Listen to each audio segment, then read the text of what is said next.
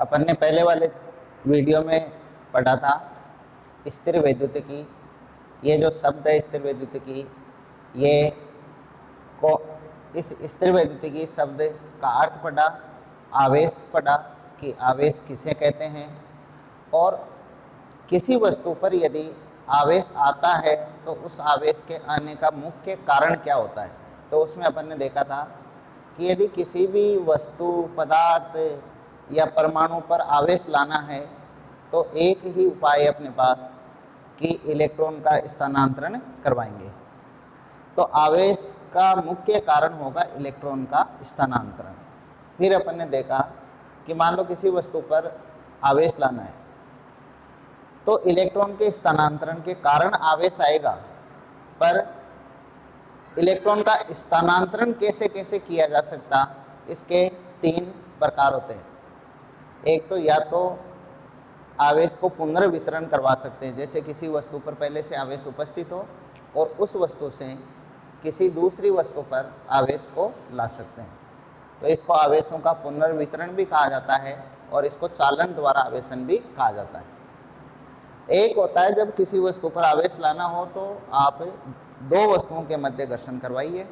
घर्षण करवाने से भी इलेक्ट्रॉन का स्थानांतरण होगा और इलेक्ट्रॉन के स्थानांतरण के कारण एक वस्तु पर पॉजिटिव आवेश आएगा, दूसरी वस्तु पर नेगेटिव आवेश आएगा।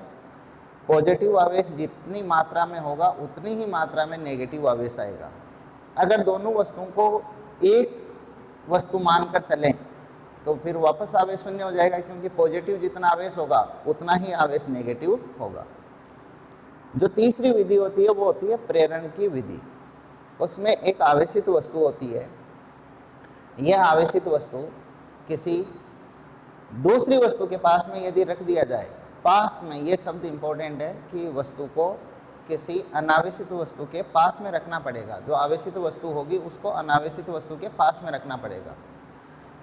तो इससे भी जो अनावेशित वस्तु होगी, उदासीन वस्तु होगी, उसमें आवेश प्रेरित हो जाएगा। तो उस वीडियो में अपन ने घर्षण विधि को विस्तार से पढ़ा था। अब आज अपन पढ़ रहे हैं जो दूसरी विधि है, आवेशों का पुनर्वितरण या फिर चालन विधि। तो आवेशन की दूसरी विधि है चालन विधि।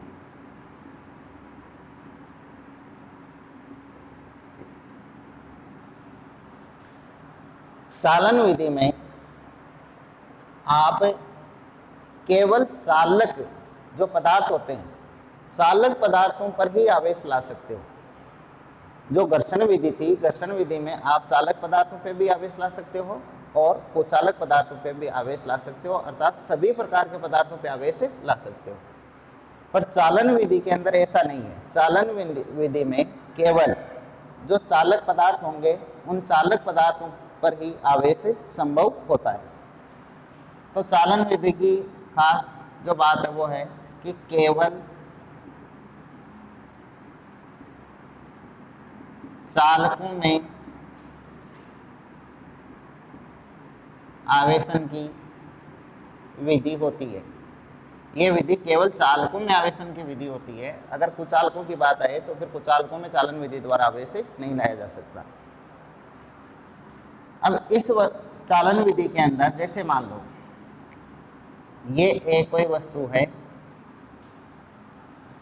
ये ए वस्तु है मान लो। इस वस्तु पर मान लेते हैं कि पॉजिटिव आवेश है और पॉजिटिव आवेश की जो मात्रा है, ये पॉजिटिव तो प्रकृति है और मात्रा है वो मान लेते हैं Q है।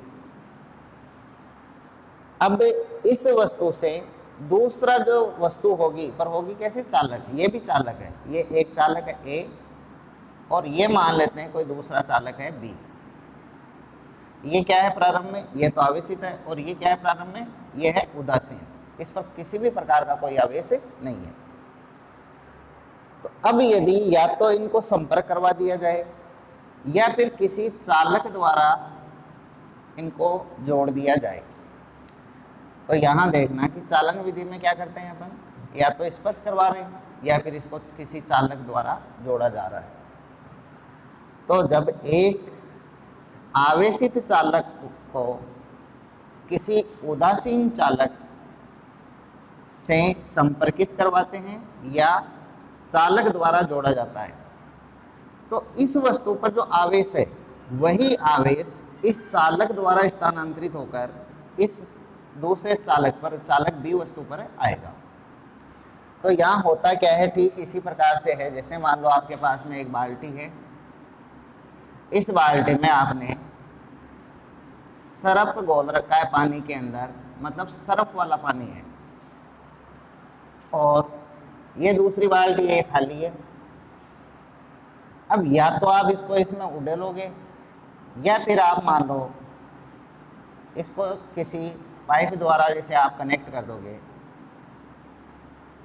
तो इस जो खाली बाल्टी है मतलब उदासीन चालक, तो इस खाली बाल्टी में कौन सा पानी आएगा? कोई नया पानी आएगा या इस बाल्टी में जो सरफ घुला हुआ है वही पानी आएगा? तो सबको पता है कि इसके अंदर अगर आप किसी पाइप से जोड़ोगे तो वही पानी जो सरफ घोला हुआ है वो पानी इस बाल्टी में आ जाएगा। तो ठीक उसी प्रकार से जो चालन विधि होती है उसमें जो आवेशित चालक होता है उसको उदासीन चालक से जब किसी चालक द्वारा संयोजित किया जाता है तो चालक वस्तु पर जिस प्रकृति का आवेश होता है वही आवेश स्थानांतरित होकर इस पर आता है। तो इस पर मान लो Q आवेश है, तो अब इसमें से कुछ आवेश उधर स्थानांतरित हो जाएगा, तो ये चालक A और ये चालक B। अब इस पर Q आवेश नहीं, क्योंकि इसमें से कुछ, जैसे मान लो इसमें 20 लीटर था, अब अगर स्थानांतरित हो गया जैसे मान लो 5 लीटर, तो अब इसमें 20 नहीं बचेगा, इसमें 15 लीटर ही बचेगा। ठीक उसी प्रकार से ये जो चालक A है इस पर मान लो पहले Q आवेश था, जब इसको आपने चालक से संयोजित किया तो ये आवेश स्थानांतरित होकर चालक B पर आया। मान लेते हैं चालक B पर आया Q आवेश, तो इसका मतलब हुआ कि ये जो A चालक था इस पर पहले Q था, Q में से स्मॉल q आवेश स्थानांतरित हो गया, तो इस पर कितना बचा? Capital Q minus small q। Simple समझ लेते हैं, मान लो इस पर 10 कूलाम आवेश था पॉजिटिव प्रकृति का, चालक से संयोजित किया, जब संयोजित किया तो कुछ आवेश स्थानांतरित हुआ। मान लेते हैं कि 4 कूलाम आवेश स्थानांतरित हुआ, तो जब 10 में से 4 स्थानांतरित हो गया तो बच गया कितना? 6। तो यही बात है कि अगर कैपिटल Q आवेश था, स्थानांतरित हुआ स्मॉल q आवेश, तो इस पर बच गया कितना? Capital Q minus small q। यहाँ ध्यान देने योग्य बात क्या है, घर्षण विधि में अपन ने देखा कि घर्षण विधि में एक वस्तु पर पॉजिटिव आवेश आता है तो दूसरी पर नेगेटिव आवेश आता है, आवेश की मात्रा बराबर होती है। परंतु यहाँ ऐसा नहीं है। यहाँ अगर इस वस्तु पर इस चालक पर पॉजिटिव आवेश है तो दूसरे चालक पर पॉजिटिव आवेश ही आएगा, अर्थात जो आवेश का स्थानांतरण होगा उसमें दोनों चालकों पर जो आवेश की प्रकृति होगी वो सजातीय प्रकृति होगी। ए चालक पर भी पॉजिटिव है तो बी पर भी पॉजिटिव, ए चालक पर अगर नेगेटिव तो बी चालक पर भी नेगेटिव। अब बात करते हैं मात्रा की, ये तो प्रकृति तो सेम प्रकृति हो गई। अब बात करते हैं मात्रा की, तो ये अपन आगे एक चैप्टर आएगा धारिता। इस धारिता वाले चैप्टर में देखेंगे कि जब दो चालकों को अपन किसी चालक द्वारा संयोजित करते हैं तो आवेश का पुनर्वितरण होता है। अब पुनर्वितरण होते समय जो चालकों की धारिता एक भौतिक राशि है, तो आवेशों का पुनर्वितरण उन चालकों की जो धारिता होता है उस धारिता के अनुपात में होता है। जैसे मान लो ये चालक है, इसकी धारिता है C1, ये दूसरा चालक है, इसकी धारिता है C2। मान लेते हैं इन पर आवेश कैपिटल Q है पहले, अब संयोजित होंगे, संयोजित होने के बाद में आवेश का पुनर्वितरण होगा। इस चालक पर जो आवेश है Q का पुनर्वितरण हुआ, तो मान लेते हैं इस पर कितना रह गया? Q1, और इस पर कितना आ गया? इस पर आ गया Q2। ये जो Q है इसका मान है Q1 प्लस Q2, क्योंकि ये पता नहीं है अभी आधा है या 1 तिहाई और 2 तिहाई है, ऐसा पता नहीं है। पर अपन को ये पता है कि C1 इसकी धारिता है, C2 इसकी धारिता है और कुल आवेश है Q। तो यहाँ जो आवेश का पुनर्वितरण हुआ है वो इन धारिताओं के अनुपात में होगा। जैसे मान लो इनका अनुपात देखें Q1/Q2, तो यह अनुपात होगा C1/C2। तो चालन विधि के अंदर आवेशों का जो पुनर्वितरण होता है वो चालकों की धारिताओं के अनुपात में होता है। यदि दोनों चालक, मान लो ये चालक और ये चालक सर्वसम हैं, सर्वसम का अर्थ है कि इनकी आकृति भी समान है और आकार भी समान है और समान ही पदार्थ से बने हुए हैं। जैसे तांबे का ये गोला है तो तांबे का ही ये गोला होगा। मान लो इसकी त्रिज्या है कैपिटल R, तो इसकी त्रिज्या भी है कैपिटल R। ये भी गोला तो ये भी गोला, तो आकार भी समान, आकृति भी समान और पदार्थ भी समान, तो इनको बोलेंगे सर्वसम चालक। यदि सर्वसम चालक होंगे तो फिर उनकी धारिताएं बराबर होंगी। जब धारिताएं बराबर होंगी तो फिर आवेश का जो वितरण होगा वो बराबर होगा, मतलब आधा आधा आएगा। तो ये एक कंडीशन है चालन विधि के अंदर, एक स्पेशल केस है कि जब दो सर्वसम चालक होते हैं और दोनों सर्वसम चालकों में आप चालन विधि द्वारा आवेशन करवाते हो तो आवेश का बंटवारा आधा आधा होता है। आवेश एक वस्तु पर 10 कूलाम है, एक चालक पर 10 कूलाम है, तो दूसरे चालक पर भी अब पुनर्वितरण होगा तो 5 इस पे रहेगा और 5 उस पे जाएगा, अर्थात आवेश का जो बंटवारा होगा वो बिल्कुल आधा आधा होगा। पर कब होगा ऐसा? ऐसा तब होगा जब दोनों चालक सर्वसम होंगे। ये शब्द आएगा जैसे कि दो सर्वसम चालक गोले A और B है, दो सर्वसम चालक गोले A और B है। A गोले पर 10 कूलाम आवेश है। अब यदि अन्य B गोले को A गोले से संपर्क करवाया जाता है या किसी चालक तार द्वारा जोड़ दिया जाता है तो संपर्क करवाने के पश्चात इनको वापस पृथक कर लिया जाता है। जब इनको वापस पृथक किया जाता है तो बताइए A गोले पर कितना आवेश होगा और B गोले पर कितना आवेश होगा। तो यहाँ शब्द बोला उसने सर्वसम चालक गोले, तो सर्वसम अगर शब्द बोला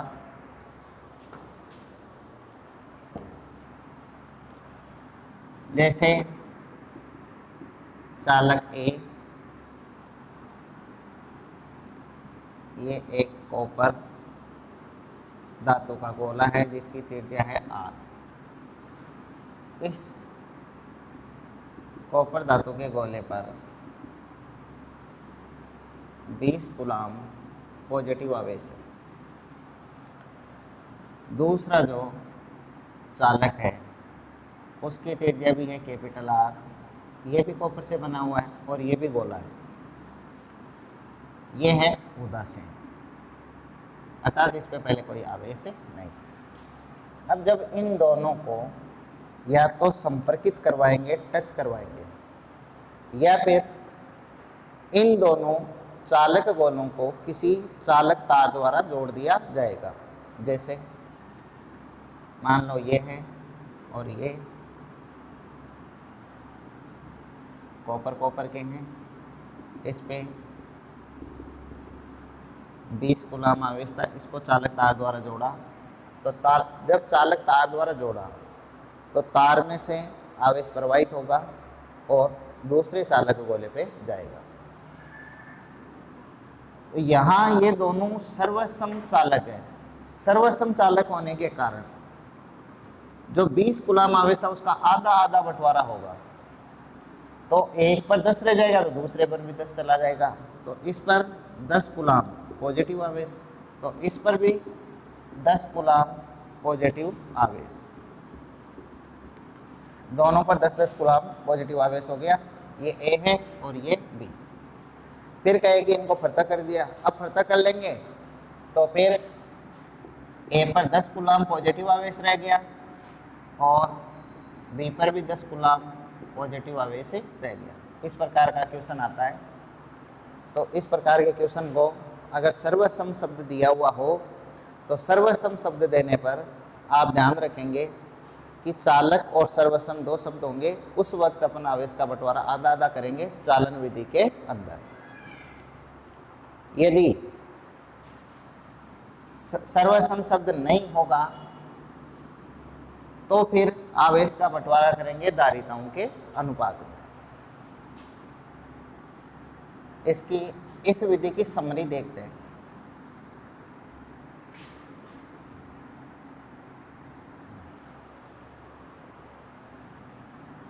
जैसे पहले थी घर्षण विधि, तो घर्षण विधि में देखा कि सभी प्रकार की वस्तुओं में चालन की विधि है। घर्षण विधि सभी प्रकार की वस्तुओं में चालन की विधि है। इसमें जो आवेश का बंटवारा हमेशा ही वो, इसमें जो आवेश आएगा एक पे जितना आएगा उतना ही दूसरे पे आएगा, प्रकृति विपरीत होगी। तो यहाँ आवेश की प्रकृति विपरीत होती है, आवेश की मात्रा समान होती है और दोनों वस्तुओं को संपर्क करवाना पड़ता है। परंतु चालन विधि में, चालन विधि केवल चालकों में आवेशन की विधि है। चालन विधि में जो आवेश की प्रकृति होगी दोनों वस्तुओं पर, वो प्रकृति सजातीय होगी, समान प्रकृति होगी, पॉजिटिव पॉजिटिव या नेगेटिव नेगेटिव। यहाँ पर भी संपर्क करवाना आवश्यक है। अब बात आती है मात्रा की कि आवेश की मात्रा क्या होगी। तो यदि चालक, क्योंकि केवल चालकों में है, तो यदि चालक सर्वसम होंगे तो सर्वसम होने पर आवेश का बंटवारा आधा आधा होगा, मात्रा समान हो जाएगी। यदि सर्वसम नहीं होंगे, जो तीसरी विधि है वो है प्रेरण। ये बहुत इंपॉर्टेंट विधि है और ज़्यादातर क्वेश्चन अगर आवेशन की विधियों में से पूछने की संभावना होती है तो इस विधि में से पूछने की संभावना सबसे ज़्यादा होती है, क्योंकि यहाँ से छोटे क्वेश्चन ज़्यादा बनते हैं। तो प्रेरण में क्या होता है? प्रेरण में जैसे कई बार बोलते नहीं है कि गलत संगत में अगर आप बैठोगे तो आप भी गलत व्यवहार करोगे, गलत आदतें सीखोगे। ठीक उसी प्रकार से यहाँ पर भी बिना संपर्क में लाए हुए एक वस्तु आवेशित होगी, दूसरी वस्तु आवेशित नहीं होगी। उनको आपस में टच नहीं करवाएंगे, उनको सिर्फ पास रखेंगे और पास रखने पर भी आप देखोगे कि जो उदासीन वस्तु थी उसमें आवेश प्रेरित हो जाता है। तो देखते हैं कैसे प्रेरित होता है। यहाँ ध्यान रखना, ये जो प्रेरण विधि है ये भी सभी प्रकार के वस्तुओं में आवेशन की विधि है। चालक हो, कुचालक हो, अर्धचालक हो, किसी प्रकार के पदार्थ हो, सभी में ये आवेशन की विधि है। जैसे घर्षण विधि थी वो सभी प्रकार के पदार्थों में आवेशन की विधि थी, चालन विधि केवल चालकों में आवेशन की विधि थी, प्रेरण विधि सभी प्रकार के में। जैसे मान लो ये एक वस्तु है, ये वस्तु ए है, इस पर पहले से मान लो आवेश है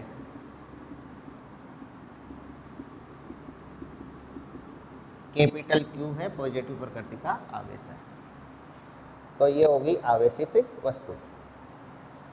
अब एक दूसरी वस्तु है उदासीन वस्तु B, ये दोनों दूर दूर हैं। एक जैसे मान लो आवेशित वस्तु A है और काफ़ी दूरी पर आवेशित उदासीन वस्तु B है।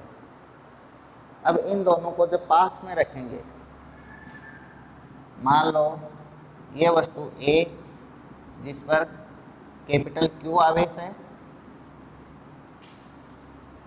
प्लस Q, इसके ठीक पास में रख दी है अपन ने उदासीन वस्तु B। तो देखो क्या होगा, यहाँ ये जो जो सतह है, इस सतह के ठीक सामने सतह है उदासीन वस्तु की।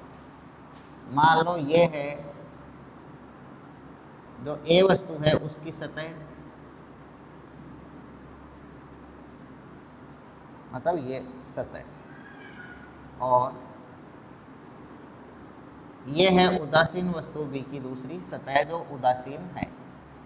तो अपन सब जानते हैं कि कोई भी पदार्थ होता है वो पदार्थ हमेशा परमाणुओं से मिलकर बना होता है या अणुओं से, परमाणुओं से मिलकर होता है।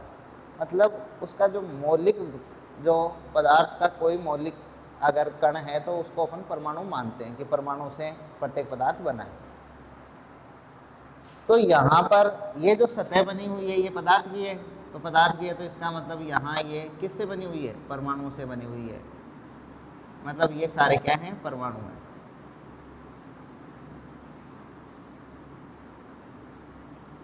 अब अपन जानते हैं कि परमाणुओं में नाभिक होता है, नाभिक में प्रोटॉन होते हैं, पॉजिटिव आवेश होता है, और नाभिक के चारों ओर विभिन्न कक्षाओं में इलेक्ट्रॉन परिक्रमण और परिचक्रण गतियां करते रहते हैं।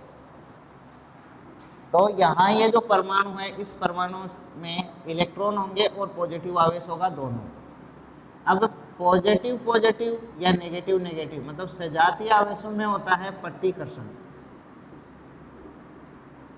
और विजातीय पॉजिटिव नेगेटिव या नेगेटिव पॉजिटिव, विजातीय में होता है आकर्षण।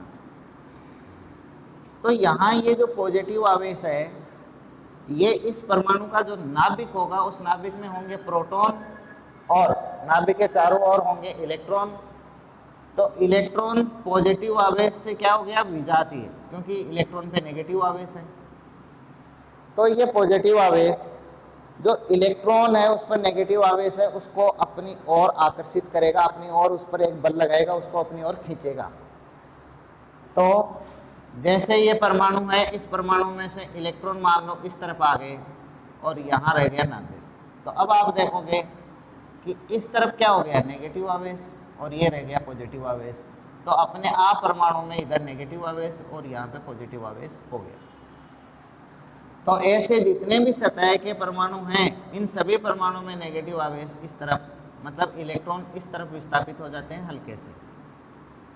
तो इस जो इसके सम्मुख आवेशित वस्तु के सम्मुख उदासीन वस्तु की जो सतह है वो विजातीय आवेशित हो जाती है, उसमें विजातीय प्रकृति का आवेश प्रेरित हो जाता है, कहीं बाहर से नहीं आया है, यहाँ कोई इलेक्ट्रॉन स्थानांतरित नहीं हुआ है, पर इलेक्ट्रॉन विस्थापित हो गए आकर्षण बल के कारण।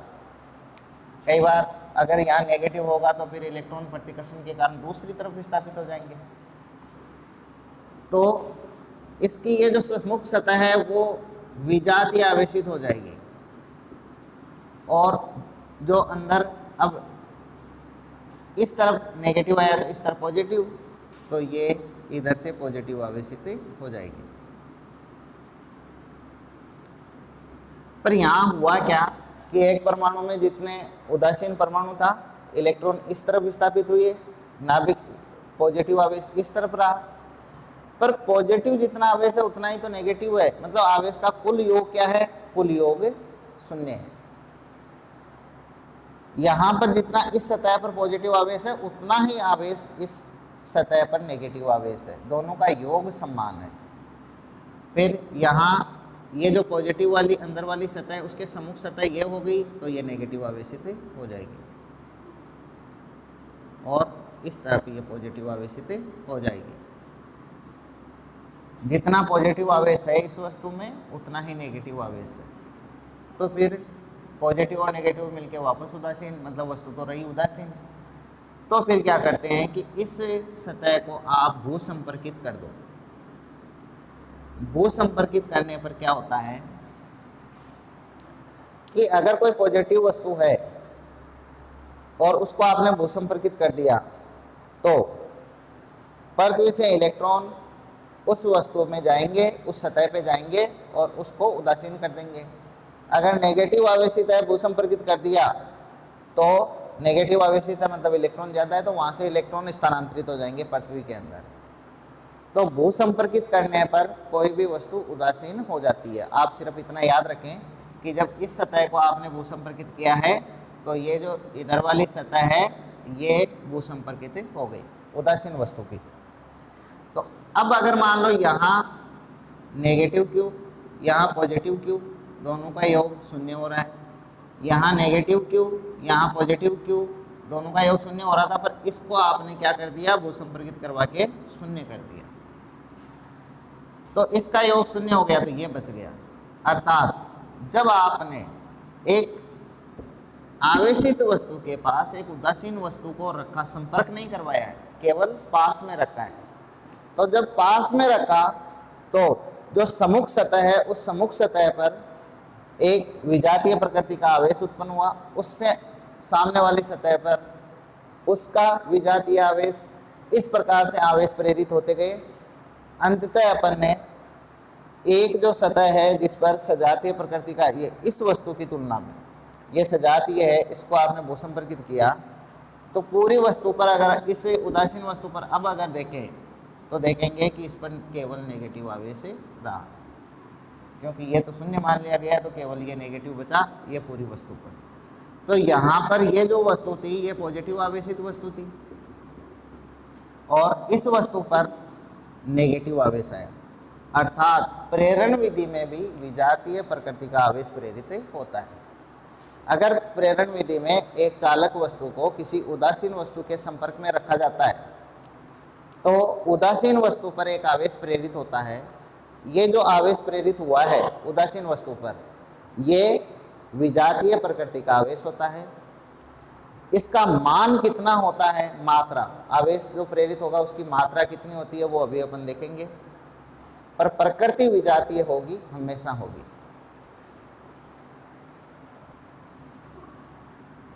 तो मात्रा देखते हैं। जैसे ये थी एक आवेशित वस्तु A, मान लो इस पर ये था पॉजिटिव Q आवेश,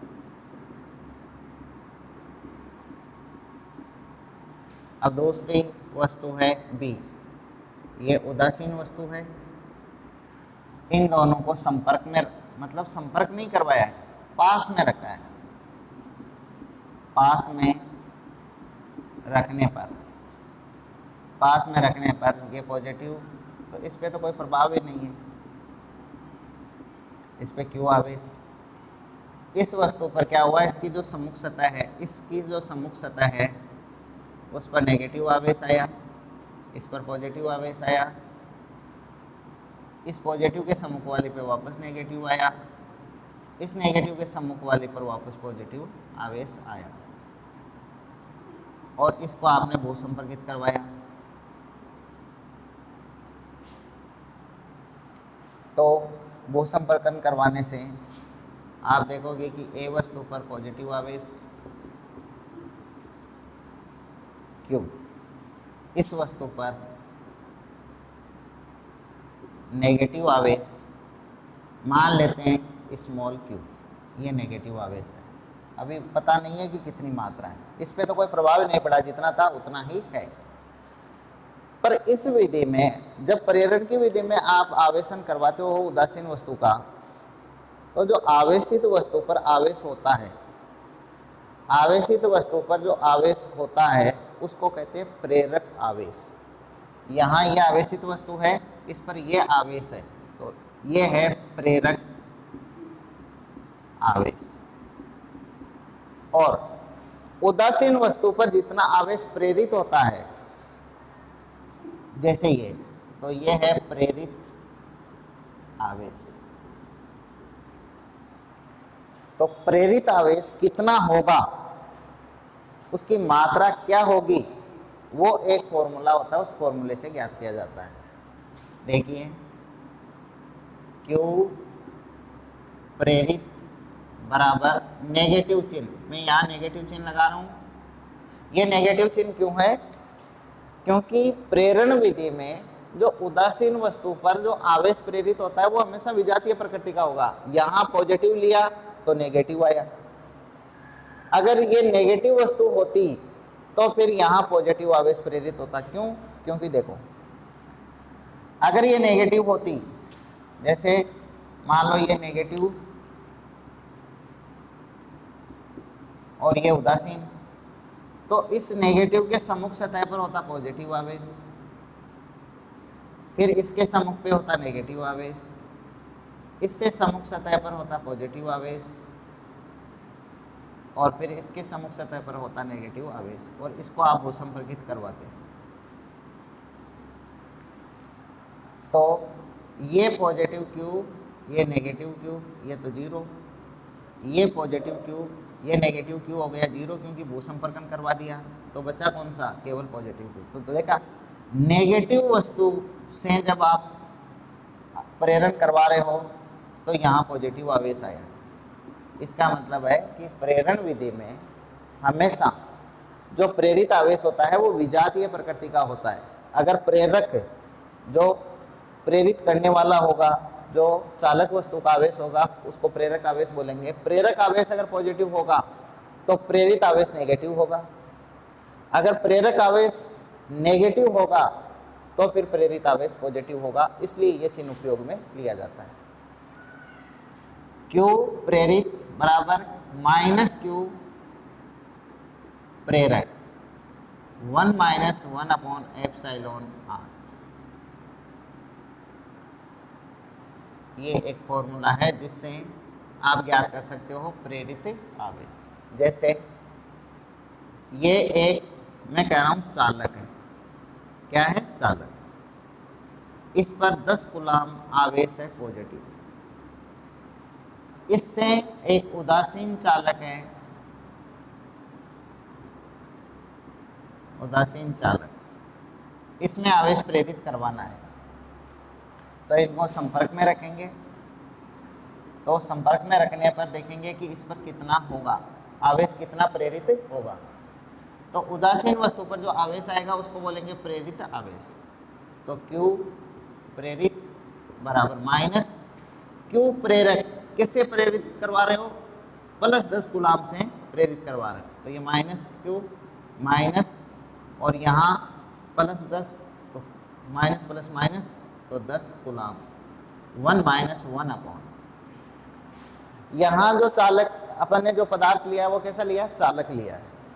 चालक के लिए जो एप्सिलॉन आर बाद में पढ़ेंगे अपन, जब कूलाम का नियम पढ़ेंगे, दो स्थिर और बिंदुवत आवेशों के मध्य लगने वाला जो बल होता है, जैसे कोई दो स्थिर आवेश रखे हुए हैं बिंदुवत, तो उनमें कितना बल लगता है, उसका मान कितना होता है, उसकी दिशा कितनी होती, किस तरफ होती है, तो उसका जो मान वगैरह ज्ञात करते हैं वो कूलाम एक वैज्ञानिक था, उन्होंने बताया कि इस प्रकार से ये ज्ञात किया जाता है। वो आगे पढ़ेंगे तो वहाँ पर इसका वर्णन आएगा कि चालकों के लिए इसका मान कितना होता है, पानी के लिए कितना होता है, हवा के लिए कितना होता है, निर्वात में कितना होता है, इस प्रकार से।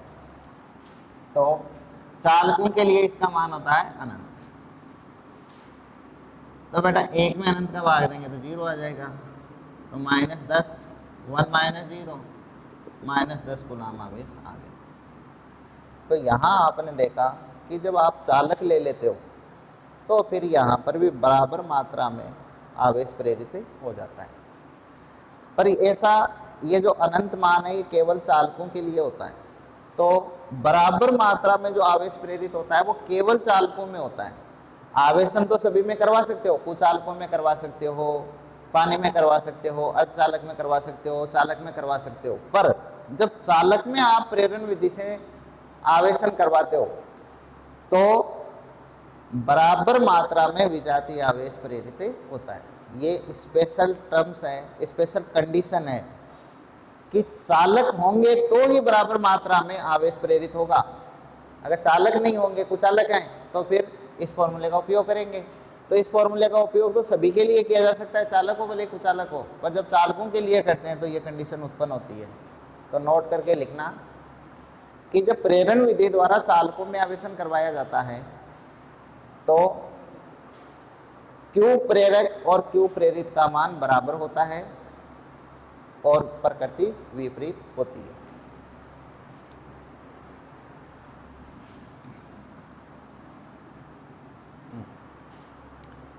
तीनों विधियों को एक साथ देख लेते हैं, जिससे तीनों विधियों में आपस में अंतर करना आसान रहेगा।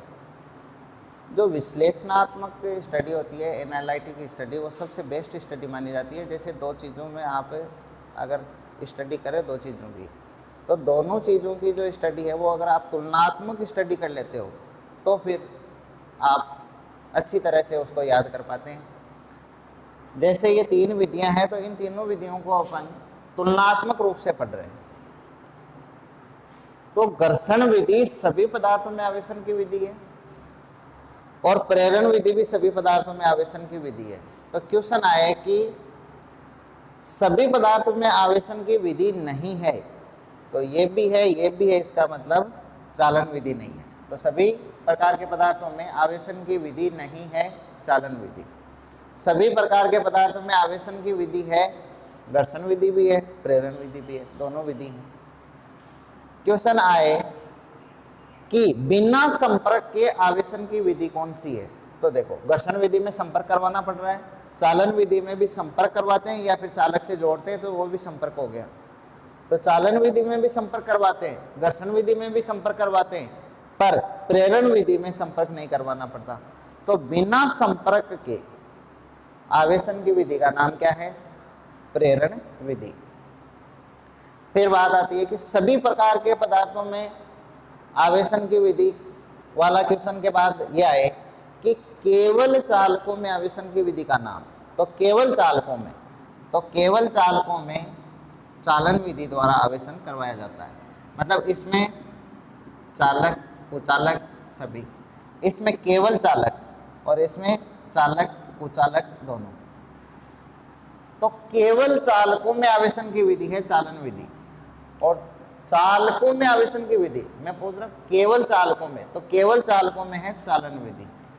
और यही क्वेश्चन कि चालकों में आवेशन की, तो ये सभी में है, तो चालकों में भी है, ये चालकों में ही है, और ये भी चालक और कुचालक सभी में। तो चालकों में तो तीनों विधियां द्वारा आवेशन होता है, पर केवल चालकों में चालन विधि द्वारा आवेशन होता है। फिर एक क्वेश्चन आता है कि चालकों में आवेशन की सर्वोत्तम विधि।